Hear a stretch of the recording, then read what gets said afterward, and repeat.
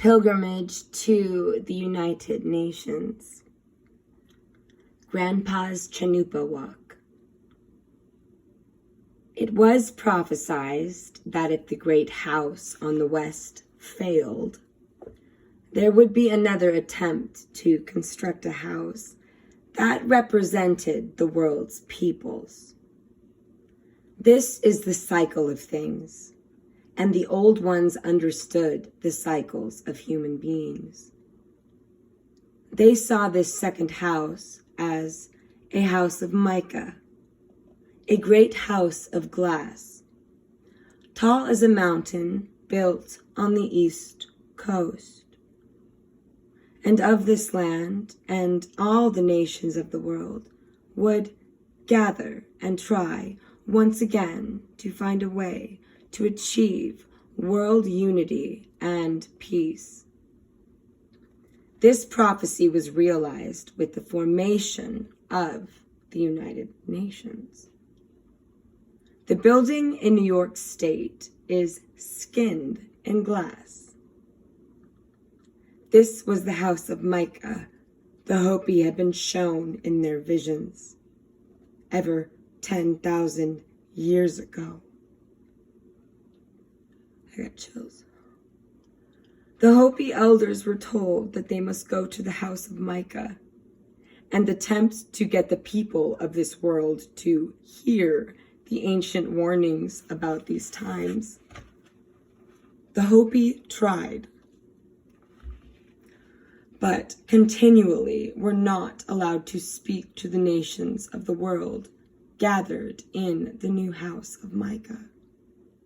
This upset them, for in their opinion, they had been allowed to speak at the first House of All Nations way back when Mr. Wilson was president. So perhaps the tragedy of Nagasaki and Hiroshima could have been averted. Perhaps the earth would not be sick today.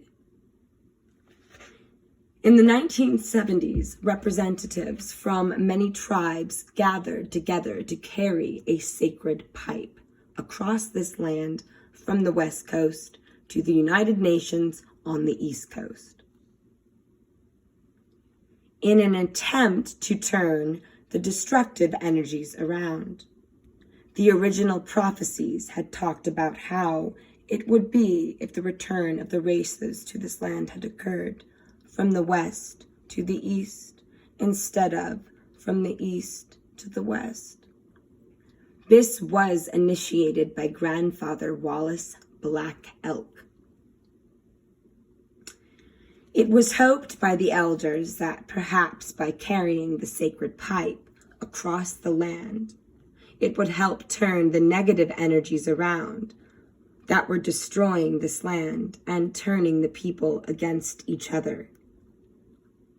So it was that Wallace Black Elk and other elders of the Indian nations led a band of people representing people of all races and calling themselves the Rainbow People, marched from San Francisco to New York.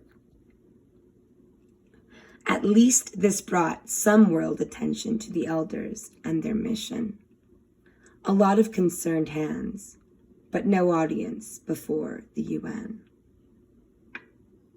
At one point during the march, when they were in the Colorado Rockies, a sudden storm blew in.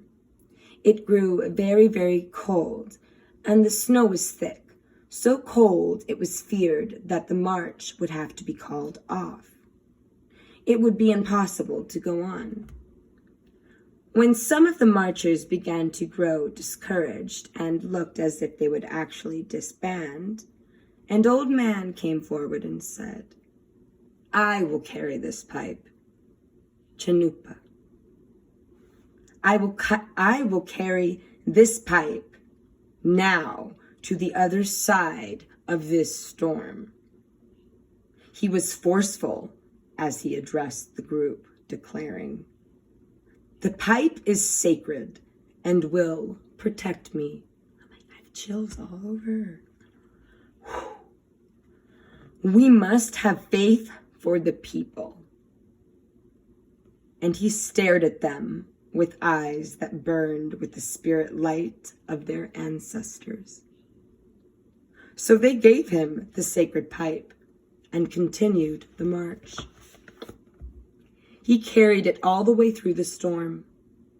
It was a long procession, with the van following close behind him.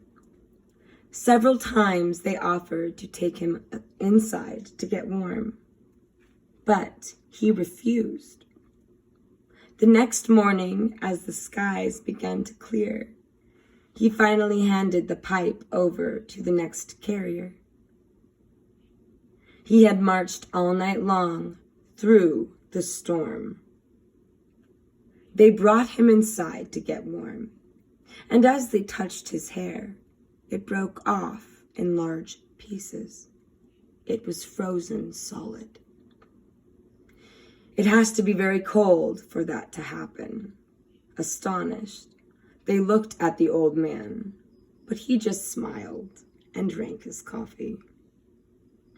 When they arrived in New York, the Hopi and other representatives of the spiritual elders from many Indian nations marched up to the doors of the United Nations. It was Wallace Black Elk who carried the Chanupa and demanded a voice with Security Council. Once again, officials denied their request to speak before the General Assembly of Nations. It is told in the prophecies that if all the people of this earth are not truly represented in the circle of nations, all attempts will end in failure. For without representation of all people, if this was not the case, the words will not come from the spirit that dwells within, and their actions will become corrupted and turn to madness, as is the way with illusion. There will be much sorrow and confusion. Corruption will spread like a disease, pushing us closer to end times, and it is all necessary. It is always a matter of choice. It is all unnecessary. It is always a matter of choice, free will. The road can be altered at any time. We can redirect the global narrative. I'm interjecting that. Again, the Hopi had been told that they should endeavor to continue bringing their message to the world until the last moment possible. They were told to continue bringing it to the house of Micah. They were to attempt this 4 times. If, after 4 times, they still were not heard, they were to return home and prepare for the final shaking. At this point, their job was over, for if the prophecies had evolved in this manner, to the point the world of humankind as they knew it would soon come to a close.